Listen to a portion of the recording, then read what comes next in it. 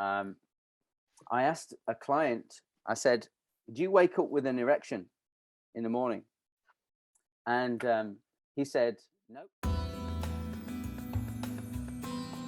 An inappropriate response hormonally is stress. And now I know looking to conceive is one of the most stressful things you can do, along with moving house. So Hello, everyone. Welcome to another discovery discussion on fertility health. We'll continue today with the topic on insulin resistance and fertility. I'm always looking to see what other specialists are doing so we can combine knowledge and serve you better. I know you're here because you want to find natural solution for your fertility health. And in case you're new to my community and familiar with me, hi, my name is Mihaela. I'm a fully qualified holistic practitioner, and my specialization is natural fertility.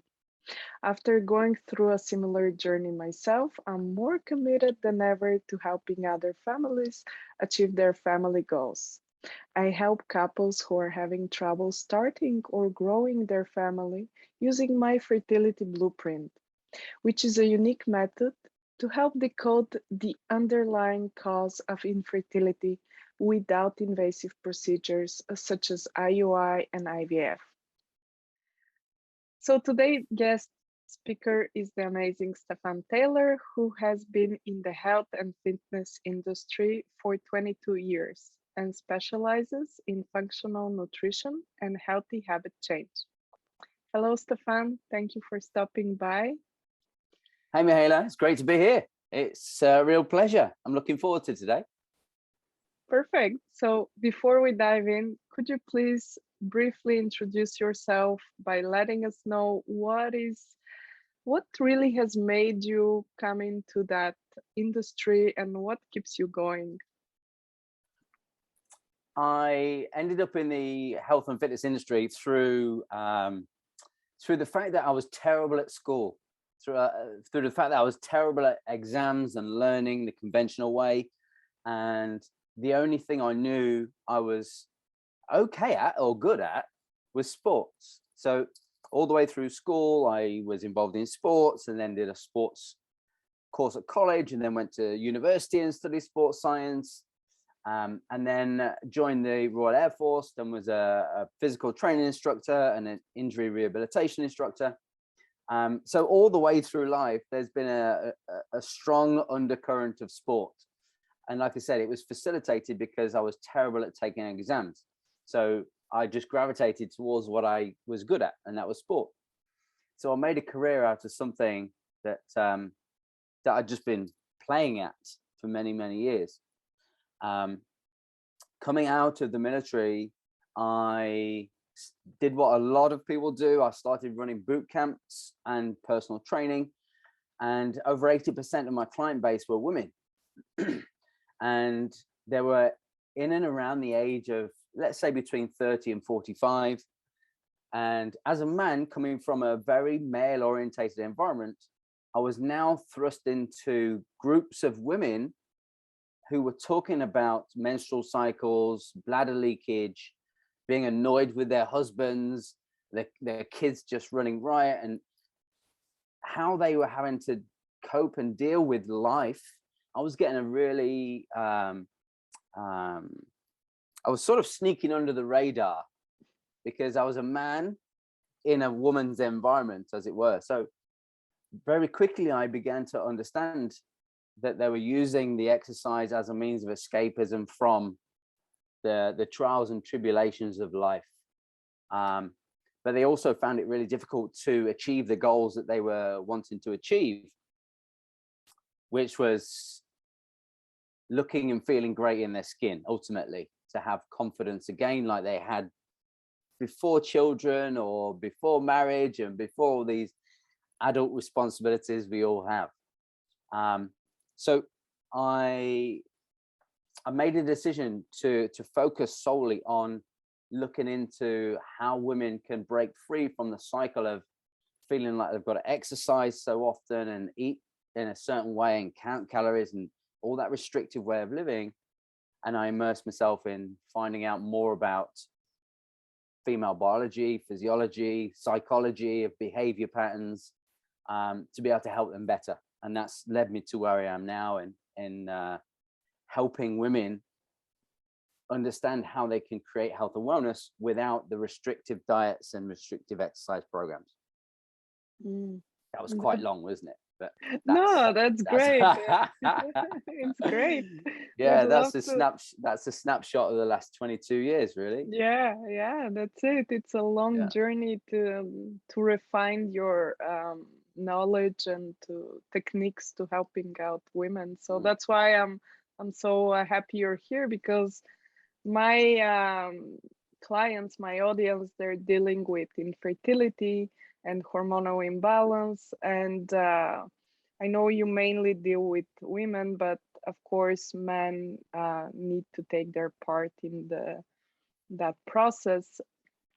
So yeah, just wanted to really ask you a few questions and understand more of about these hormonal imbalances. And could you please talk a little bit more about what the main factors of those hormonal imbalances are, and what is the effect on women and on women's body, on men's body? Yeah, for sure. It's a lot of it stems from being in our teenage years or in our 20s, and we're quite bulletproof in terms of what we can get away with. And what I mean by that is, for a lot of people I speak to, and I know personal experience myself, we can eat whatever we like pretty much, and we can drink whatever we like pretty much, and party and enjoy ourselves a lot. And then we can easily balance all of that out with exercise, because our bodies are really resilient in our teens and 20s and potentially into our early 30s. So we can combat the negative that we place upon the body in terms of eating badly, or being a bit reckless with alcohol, or not sleeping well enough, or not taking care of our worries or stresses or anxieties. Our body is quite resilient, but ultimately that resilience doesn't last forever.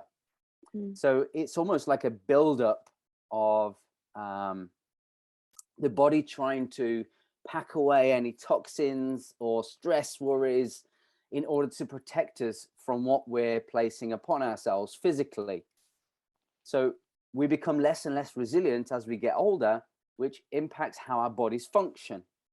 So what happens if we continue thinking we can live the same way as we did before without making some fundamental changes, which they don't have to be big changes, to understand how we are kinder to our bodies, how we can be kinder to our minds in order to create a return to a hormonal balance in our 30s, 40s, 50s, or beyond. So it's ultimately what's happening in the background, because we can't see our internals. We don't really think too much of it. We just look at the external factors. So some of the external factors that would link to us not being as resilient are if we put on some weight and we can't lose it as easily, or if we're waking up in the morning and we've slept the same amount of time, but now we're not feeling as energized, or if we are reaching towards quick fixes, like an example, a really common example that I hear is having a hard day. At the end of the day, having a glass of wine or a gin and tonic or a beer, because it helps us relax. Or people will say, it just helps me relax. I feel like I deserve it. But it's adding on to what we've already created in the day, as opposed to it being some sort of release or relief from the day itself. So a lot of the time it's understanding how habitual patterns that used to work now no longer work as well. But for some people I work with, it's an acceptance that we're getting older. And some people don't like accepting they're getting older. I'm not sure about yourself, Mihaela, but I don't care. I don't exactly. care. Someone said to me the other week, you're nearly 50. And I said, I know, it's amazing. I feel Yeah. great. And it shocked them because they were expecting me to go, oh no, I know it's terrible. But that's not how I look at it. So it's having that understanding basically that our bodies don't work the same as what they did in our 20s. And when we appreciate that, it's easier to understand that we can be kinder in a different way, but still enjoy ourselves, still have fun, still look and feel great into the second half of our life, which is amazing. Yeah, exactly. Yeah. So if we can talk a little bit about what are more of these symptoms that you're of hormonal imbalance that you've noticed. So unable to lose the weight, less energy after sleeping the same amount of time. What else that keeps coming back for the younger generation that you're dealing with, the women in the 30s and their 40s? Yeah. So in terms of what's happening externally, in terms of the weight or the feeling of lack of energy, in terms of weight, what's happening internally is what the body does. If I give a very simple example, you have a cell in your body that needs sugar. Right. So sugar is the main source of energy for the human body.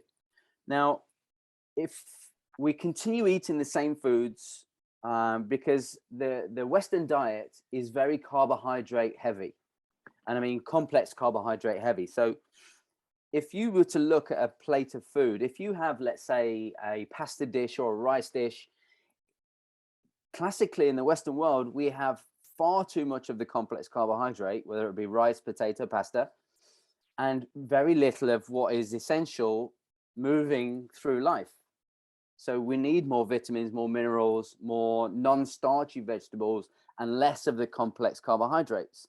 But people's belief system is that we need carbohydrates. We need this amount of carbohydrates to function when we don't. So it's part of it is a social misbelief in what a plate should look like.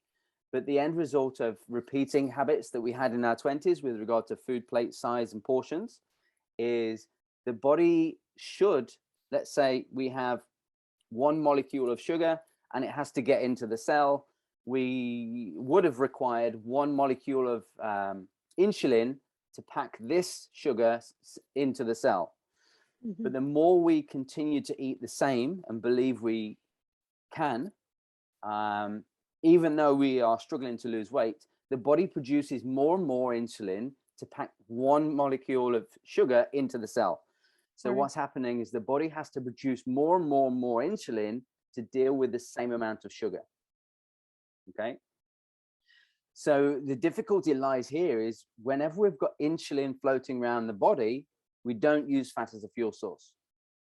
So the body has to clear away all the insulin for then the body to use fat as a fuel source. But with that being stuck in that cycle, it can make people feel hungry more often. So they're reaching for quick fixes because they feel hungry or they believe they need to eat, when it's just a chemical response to an imbalance, to having too much insulin. Yeah. So with too much insulin, and then the outcome is struggling to lose weight, is that it can create increased stress or anxiety or worry. I'm not happy with how I look. I don't feel like I'm sexy or desirable, and it can cause doubt or frustration as to whether the partner finds them attractive. And these are all things that women have told me in the past, and it causes their self-esteem and self-confidence to drop. So with that, what happens the next stage for many women I speak to is they want to exercise more and more and then cut out lots of food. But the difficulty there is what happens with exercise is it's good, but it's another stressor. So it adds more stress onto the already loaded stressed system of not having a great level of self-esteem and self-confidence because of what's going on internally. Does that all make sense so far? Because I could talk for hours about this stuff. Does that make sense? Yeah, for sure. For sure. So I just want to make sure I'm on the right track for your listeners, because I know I can just go off on tangent. So please stop me if I do.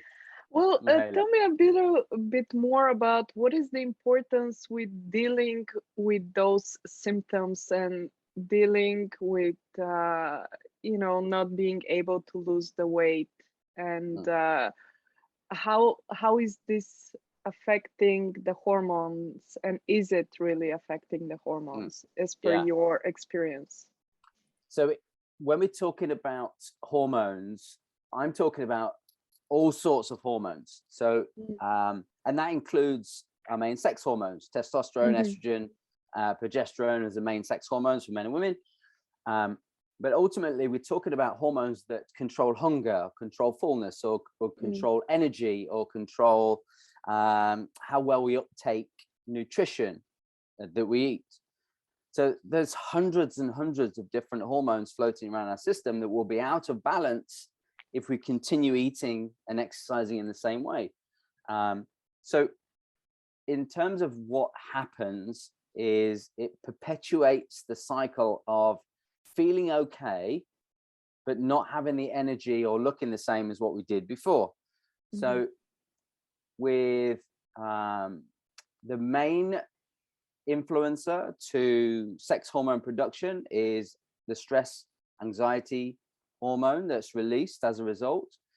Yeah. Because ultimately, the more stress, anxiety, or worry we have, it down regulates the important systems in the body, and the fertility system is one of those systems. So it gets down regulated the more stressed we are.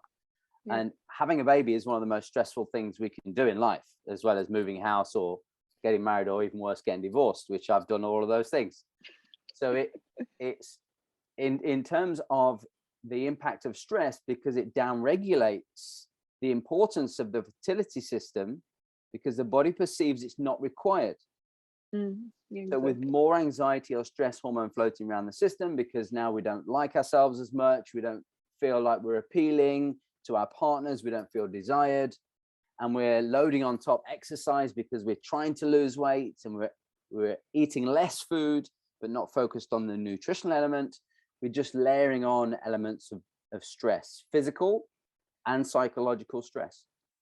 But the issue with that is we don't digest food as well. So if you're living in a stressed cycle and we get used to that, then your body doesn't uptake all the nutrients that we eat. So we could be eating healthily, but if we're not managing those anxieties or worries, then the body's not using the nutrients that we eat. And that impacts sleep, and that impacts energy. So all the hormones that influence sleep and how much energy we have are all influenced as a result of the snowball effect of how the human body works. Yeah. So it's, in terms of creating a solution for that, it's almost going right back to the beginning. And I ask my clients, how stressed do you feel? And I had a client recently who said to me, I feel, I'd say 6 out of 10 in terms of stress. And I said to her, so if you're telling me you feel 6 out of 10 on average in terms of stress throughout the day, 60% of your waking life is felt in a stressful place. And she was shocked when I turned the 6 out of 10 into a 60%. Yeah. The penny dropped. So until we were able to come to a way of working that reduces her anxiety or worry or stress, nothing else changes. So unless we do that, the body systems won't act optimally. So in your line of work, it's about how our fertility organs work, whether we're men or women. In order to allow our sex organs to work optimally, then we have to reduce stress or anxiety or worry. But ultimately, we have to believe that's the case. Yeah. And we also have to accept, have we just got used to living in a stressful cycle because of bills, our job, relationships, family, all the day-to-day stresses that we have in the Western world? Have we just got used to that? And can I recognize stress? So that's a big indicator. If if someone has been trying to lose weight and is struggling and is seemingly doing all the right things, eating the right foods, moving and exercising, but they're still struggling with weight, there is an insulin problem going on for sure. Yeah. But there's also a stress element going on. Yeah. So it's understanding very little comparative to you, Mihaela, in terms of fertility. It's paramount that people are able to take a step back and say, would it be beneficial for me if I felt calmer? How would that influence my body? Yeah, that's the thing that, right? So what I heard you say is that you cannot just look at the charts and whatever the results, the test blood results are giving, because if you don't change your mind and your, emotional state, your bodily symptoms are not going to change. So Yeah. for those people that are taking, let's say, medication in order to balance their hormones, they're still continuing to live in that stressful environment. And like you said, 60% of your day is stress, and it becomes the new normal. Yeah. Right? You get adapted to those pains and stressors, daily stressors, and that obviously doesn't help you achieve what you want, lose the weight, achieve pregnancy or something, because the pill is not going to mask, it's just masking the symptom, but it's not resolving the stressor issue, right? That's Absolutely. yeah. Yeah, 100%. And this is what the supplement market has built a multi-billion dollar industry on, is people believe that taking supplements will fix the fundamental issue, but Yeah. they don't. So a supplement, by the fact it's called a supplement, means that it has to supplement something else. Yeah. So taking a supplement or supplements in isolation and not taking into consideration the fundamental principles of healthy living is, you might as well just pour them down the toilet. Yeah.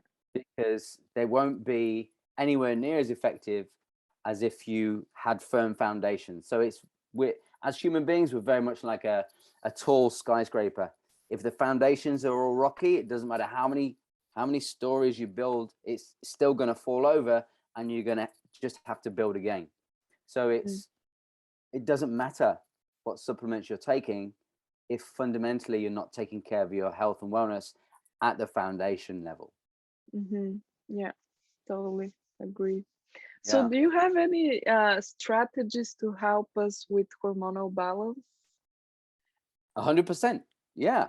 So the first thing in terms of creating hormonal balance, if we choose three things, so we can all identify something which we have on an intention list and it keeps repeating itself. So when I talk to people, a lot of the time, they're saying the same thing over and over again. So whatever you're saying to yourself that you want to achieve that you can't achieve, then that's the thing you need to learn more about. So let's say it's, I don't feel like I've got enough energy. People will focus on the following day instead of focusing on the 2 or 3 hours before they go to bed. So I'll say to a lot of people, do you set your alarm clock when you wake up? And they look at me like I'm stupid. So everybody sets an alarm clock in preparation for the following morning. Right. But when I speak to people, nobody prepares themselves before they go to bed for the following day. So the simple things we can all do are increasing the amount of melatonin we have in our system, our sleep hormone. We need to increase our sleep hormone. And a simple way of doing it is lowering the lights. So if you sit in the evening with bright lights, you're blocking your body's ability to produce your sleep hormone. So something that happens in my house is myself and my partner, Rachel, go to bed at the same time at 10 o'clock. And she loves to put all the lights on. Wherever she goes, she puts all the lights on. And then I follow her and I turn them all off.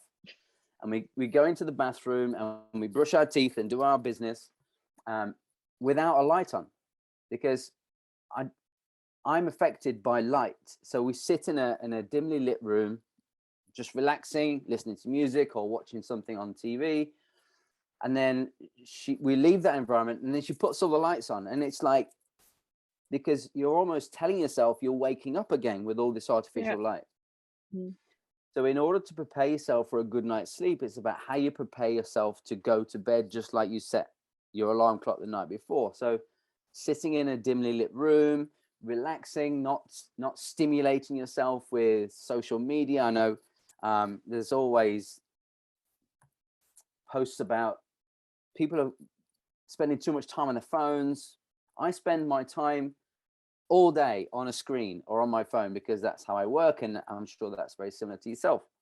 But then I limit it into the evening, or wear blue light blockers. They're really helpful. Having calming tea. So chamomile tea is great in the evening. I love a chamomile tea. Just encourage your body to wind down and produce more sleep hormone. Then going up to bed, use as few lights as possible. So get used to brushing your teeth in the dark. Your teeth are there anyway. They're not going to go anywhere. And then another really cool thing is your bedroom should be cooler than the rest of the house. So I encourage leaving a small gap in the window all year round, even in the winter, to encourage airflow, because we sleep better in a cooler environment. And it takes some time for our body to adjust. But they're the things to improve sleep, and that will improve energy the following day.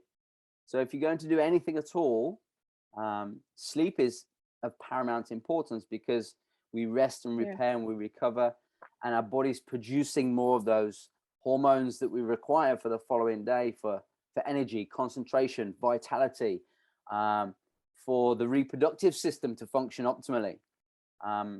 So if I asked, I'm sure your audience won't mind what I'm going to say. I asked a client, I said, do you wake up with an erection in the morning? And he said, nope, that's not happened for years. And he was really taken aback because I'd asked him that question.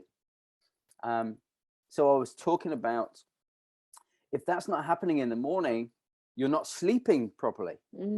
You're not getting enough restorative sleep. What's happening before you go to bed? And it turns out he was working late. He was answering emails into the evening.